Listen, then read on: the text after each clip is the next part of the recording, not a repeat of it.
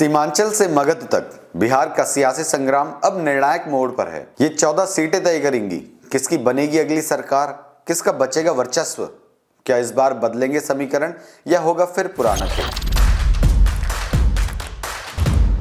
नमस्कार, ये है हमरा बिहार और मैं हूं संदीप बिस्ट। आज हम बात करेंगे बिहार चुनाव 2025 के दूसरे चरण की उन 14 हॉट सीटों की जिन पर टिकी है बिहार की तकदीर और हर राजनीतिक दल की प्रतिष्ठा।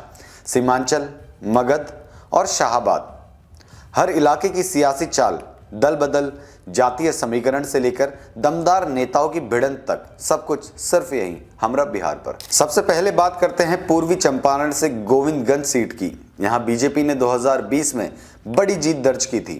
कांग्रेस 2025 में अपनी पुरानी पकड़ वापस पाने की कोशिश में है, जबकि बीजेपी के लिए यह सीट आत्मविश्वास की प्रतीक बनी हुई है। दूसरी मुख्य सीट है अररिया से जोकीहाट की।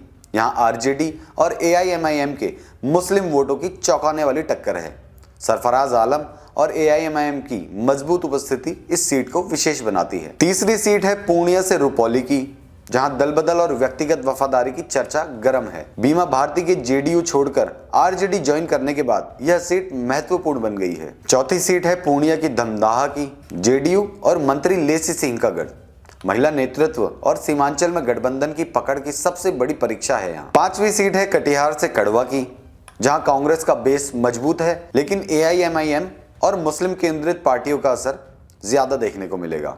यहाँ मुस्लिम यादव समीकरण निर्णायक रहेगा, कांग्रेस या एआईएमआईएम, ये देखना है। छठी सीट है भागलपुर से कहलगांव की, जहां राजद और कांग्रेस के बीच पुराना और रोचक संघर्ष देखने को मिल सकता है।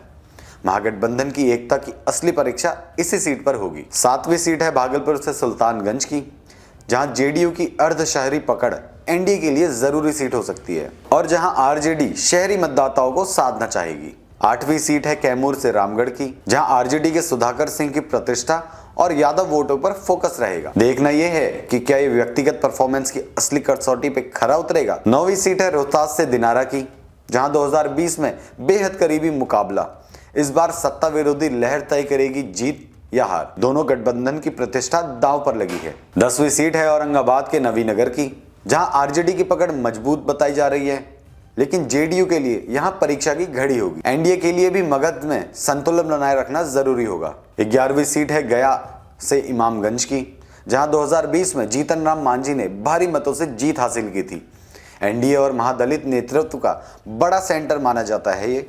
यहां मांझी के प्रभाव का सीधा इम्तिहान हो सकता है। 12वीं सीट है गया से बाराचट्टी की, जहां एचएएम की ज्योति देवी ने पिछली बार जीत दर्ज की थी। 2025 में महादलित वोट बैंक की वफादारी और पार्टी की पकड़ का यहां टेस्ट होगा। 13वीं सीट है आरजेडी की, जहां से विभा देवी चुनाव लड़ रही हैं और इस बार महागठबंधन का ग्रामीण फोकस भी यहां देखने को मिलेगा। बीजेपी के लिए मगध में मजबूती का मौका भी ये माना जा रहा है। और आखिरी यानी 14वीं सीट है जमुई से चकाई की, जहां 2020 में निर्दलीय सुमित सिंह विजेता रहे और इस बार जेडीयू गठबंधन के साथ अपनी पर्सनल लोकप्रियता की वो चुनौती लड़ेंगे। तो ये थी बिहार चुनाव 2025 के दूसरे चरण की 14 हाई प्रोफाइल सीटें, जिनका हर नतीजा बिहार की सत्ता और नई समीकरण की दिशा तय करेगा। सभी बड़ी पार्टियों की किस्मत, सामाजिक समीकरण, दल बदल और दमदार नेताओं की परीक्षा अब आपके वोट से होने वाली है। हमरा बिहार चैनल पर बने रहिए ताकि आपको मिले विश्लेषण और चुनावी अपडेट सबसे तेज और सबसे गहराई से। वीडियो अच्छा लगा हो तो लाइक, शेयर और सब्सक्राइब जरूर करें, क्योंकि हर बिहार वासियों की आवाज़ है हमरा बिहार। धन्यवाद।